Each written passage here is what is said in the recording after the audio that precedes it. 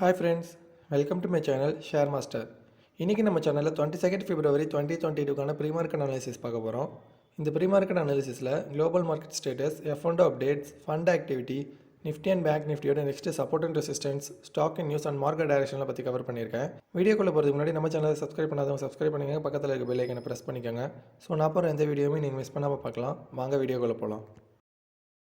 First நம்ம global market status பார்க்கலாம். SGS Nifty பார்த்தீங்கன்னா 196 பாயிண்ட்ஸ் டிக்ரீஸ் ஆகி 17,009 ட்ரேட் ஆகிட்டு இருக்கு. ஏஷியன் மார்க்கெட்டில் நிக்கி பார்த்தீங்கன்னா 437 பாயிண்ட்ஸ் டிக்ரீஸ் ஆகி 26,473 ட்ரேட் ஆகிட்டு இருக்கு. ஷங்காய் பார்த்தீங்கன்னா 24 பாயிண்ட்ஸ் டிக்ரீஸ் ஆகி 3,466 ட்ரேட் ஆகிட்டு இருக்கு. ஹச்எஸ்ஐ பார்த்தீங்கன்னா 551 பாயிண்ட்ஸ் டிக்ரீஸ் ஆகி 23,618 ட்ரேட் ஆகிட்டு இருக்கு. ஓவராலாக ஏஷியன் மார்க்கெட் பார்க்கும்போது நெகட்டிவாக தாங்க இருக்குது. நெக்ஸ்ட்டு யூரோப்பியன் மார்க்கெட் பார்க்கலாம். யூரோப்பியன் மார்க்கெட்டில் டேக்ஸ் பார்த்தீங்கன்னா 311 பாயிண்ட்ஸ் டிக்ரீஸ் ஆகி 14,731 க்ளோஸ் ஆகிருக்கு. எஃப்டிஎஸ்சி பார்த்தீங்கன்னா 29 பாயிண்ட்ஸ் டிக்ரீஸ் ஆகி 7,484 க்ளோஸ் ஆகிருக்கு. சிஎஸ்சி பார்த்தீங்கன்னா 141 பாயிண்ட்ஸ் டிக்ரீஸ் ஆகி 6,788 க்ளோஸ் ஆகிருக்கு. ஓவராலாக யூரோப்பியன் மார்க்கெட் பார்க்கும்போது நெகட்டிவாக தாங்க இருக்குது. நெக்ஸ்ட்டு அமெரிக்கன் மார்க்கெட் பார்க்கலாம். யூஎஸில் பார்த்தீங்கன்னா நேற்று பிரசிடென்ட்ஸ் டே. ஸோ யூஎஸ் மார்க்கெட் வந்து நேற்று holiday. So last week close ஆன மாதிரியே தான் இருக்குது, எந்த சேஞ்சஸும் இல்லை. குளோபல் மார்க்கெட் ஸ்டேட்டஸ் வச்சு பார்க்கும்போது நம்ம இந்தியன் மார்க்கெட் கண்டிப்பாக இன்றைக்கி ஒரு கேப் டவுனில் ஓப்பன் ஆகாதாங்க சான்சஸ் ரொம்ப அதிகமாக இருக்குது. இந்த டேட்டாவெல்லாம் நான் மார்னிங் 7 o'clock கலெக்ட் பண்ணியிருக்கேன். நெக்ஸ்ட்டு நம்ம எஃப்ஐ அண்ட் டிஏ ஆக்டிவிட்டி பார்க்கலாம். லாஸ்ட் ட்ரேடிங் டேயில் எஃப்ஐ பார்த்தீங்கன்னா 2,261 crore செல் பண்ணியிருக்காங்க. டிஐ பார்த்தீங்கன்னா 2,392 crore பை பண்ணியிருக்காங்க.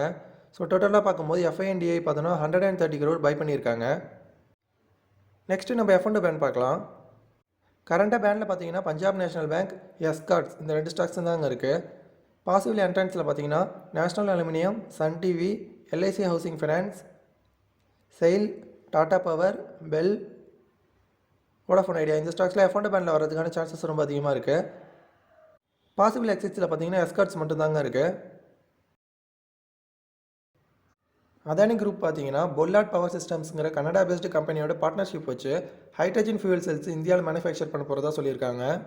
டாடா பவர் பார்த்தீங்கன்னா RWE ரெனியூவபிள்ஸுங்கிற ஜெர்மன் பேஸ்டு கம்பெனியோட டைப் வச்சு இந்தியாவில் ஆஃப்ஷோர் விண்ட் ப்ராஜெக்ட்ஸ்லாம் டெவலப் பண்ண போகிறதா சொல்லியிருக்காங்க. ஹீரோ மோட்டார்ஸ் பார்த்தோன்னா ரஞ்சித் சிங்குங்கிறவரை சீஃப் க்ரோத் ஆஃபீஸராக அப்பாயிண்ட் பண்ணியிருக்காங்க. இவருக்கு பார்த்தீங்கன்னா Samsung India, Hindustan Unilever, HP India, Microsoft India இந்த கம்பெனிலாம் பல இயர் ஒர்க் பண்ண எக்ஸ்பீரியன்ஸ் இருக்குது. IRCTC பார்த்தீங்கன்னா bank of Baroda financial solutions லிமிடெடோட டைப் வச்சு IRCTC bank of Baroda RuPay contactless credit கார்டுன்னு ஒன்று கொண்டு வராங்க.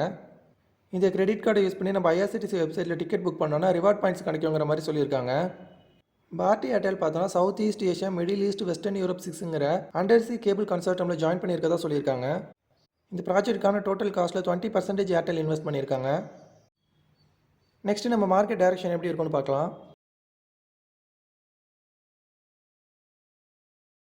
நிஃப்டி பார்த்தீங்கன்னா லாஸ்ட் ட்ரேடிங் டேல 17,190 ஓப்பன் ஆகி 17,350 இந்த ட்ரெண்ட் லைனில் ரெசிஸ்டன்ஸ் எடுத்துகிட்டு 17,200 வந்து க்ளோஸ் ஆகிருக்கு. நிஃப்டி வந்து இன்றைக்கி ஒரு கேப் டவுனில் ஓப்பன் ஆகாத சான்சஸ் ரொம்ப அதிகமாக இருக்குது. ஸோ நிஃப்டியோட நெக்ஸ்ட் சப்போர்ட் பார்த்தோன்னா 17,000 இருக்குது. அதை பிரேக் டவுன் பண்ணிச்சுன்னா 16,800 தான் நெக்ஸ்ட் சப்போர்ட் இருக்குது. அதையும் பிரேக் டவுன் பண்ணிச்சுன்னா 16,420 தான் நெக்ஸ்ட் சப்போர்ட் இருக்குது. அதே ரெசிஸ்டன்ஸ்னு பார்த்தோன்னா நிஃப்டியோட ஃபஸ்ட்டு ரெசிஸ்டன்ஸ் 17,210 இருக்குது. அது பிரேக் அவுட் பண்ணிச்சுன்னா 17,300 இந்த ட்ரெண்ட் லைனில் நெக்ஸ்ட் ரெசிஸ்டன்ஸ் இருக்குது. அதையும் பிரேக் அவுட் பண்ணிச்சுன்னா 17,400 நெக்ஸ்ட் ரெசிஸ்டன்ஸ் இருக்குது. அதையும் பிரேக் அவுட் பண்ணிச்சுன்னா 17,620 தான் நெக்ஸ்ட் ரெசிஸ்டன்ஸ் இருக்குது. நெக்ஸ்ட் நம்ம பேங்க் நிஃப்டி பார்க்கலாம்.